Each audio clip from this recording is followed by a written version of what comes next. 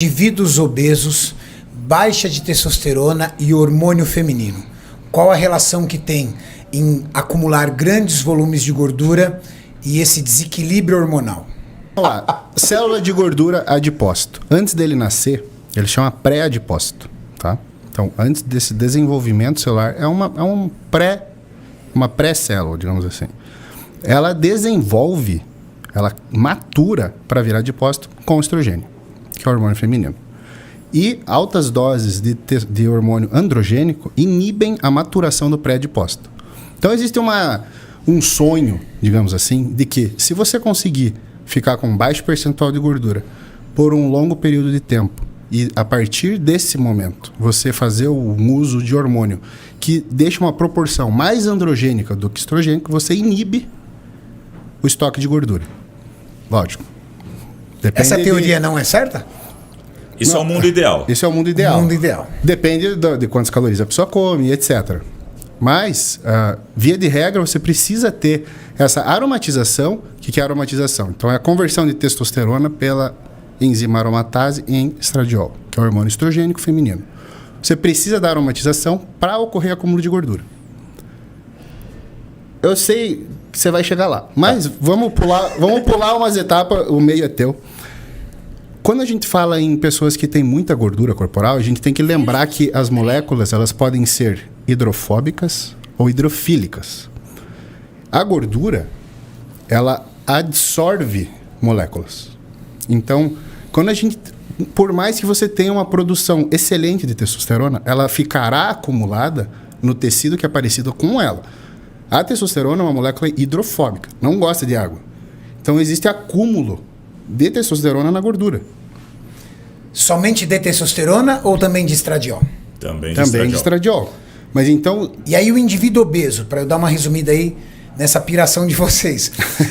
O indivíduo obeso, ele é um estoque de testosterona e estradiol dentro dessas moléculas de gordura? E muitas outras coisas. Isso. Muitas outras coisas. Então, aí tá tudo lá. Eu sei, o Adam vai falar de distribuição, de coeficiente de partição. Mas... Não, você não vai falar disso, não. Log P. Mas a questão basicamente é a seguinte.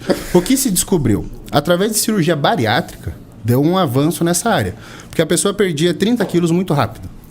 E algumas pessoas que faziam uso de medicamentos controlados, tipo tricíclico, elas acabavam internadas por intoxicação. Porque como elas emagreceram muito rápido, o medicamento que estava estocado na gordura dela caiu no sangue. Foi liberado para circulação. E aí essas pessoas iam internadas. Levou um tempo para descobrir, o que está acontecendo? Então eu posso afirmar que os indivíduos obesos que fazem uso de medicamentos hidrofóbicos correm o risco de ter parte desse medicamento não absorvido e acumulado no tecido adiposo? Ele é absorvido, porque a absorção é a passagem do lúmen do intestino para o sangue, né? Ele é absorvido e ele é armazenado na gordura, fica adsorvido na gordura. Adsorvido lá. E aí, se essa pessoa começa a emagrecer, o que acontece? Cai pro sangue. Vai tendo liberação gradual. O que acontece é que, assim, por exemplo, quando você vai fazer um ajuste farmacoterapêutico, né, o médico ele vai lá e determina, a pessoa vai ter que trabalhar com X miligramas de tal medicamento, por dose, por dia. Você já leva em conta, né, dependendo do medicamento, algumas questões como, por exemplo, superfície de área corpórea. Então, se você pegar um obeso, ele tem uma superfície de área corpórea muito maior. Logo, quando ele faz o uso de algum medicamento dessa natureza química, pode ser um tricíclico, pode ser um inibidor de recaptação de serotonina, né, pode ser um benzodiazepínico, medicamentos fortes, né? Fenitoína, ácido valproico, né? Na verdade, o ácido valproico não, mas só que, por exemplo, a fenitoína, né, por exemplo.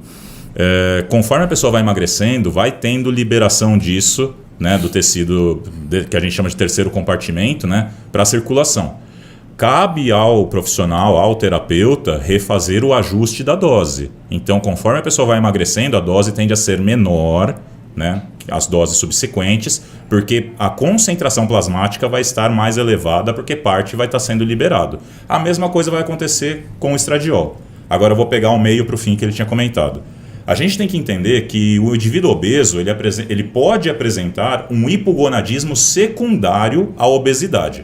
O tecido adiposo ele é um órgão endócrino, ele secreta ali o que a gente chama de adipocinas, que podem ter influência lá nas gonadotrofinas. Então, leptina, adiponectina, eles podem influenciar a secreção de LH e FSH. Então a gente tem aí um looping. O indivíduo obeso inibe a secreção das gonadotrofinas. As gonadotrofinas é que estimulam a produção de testo.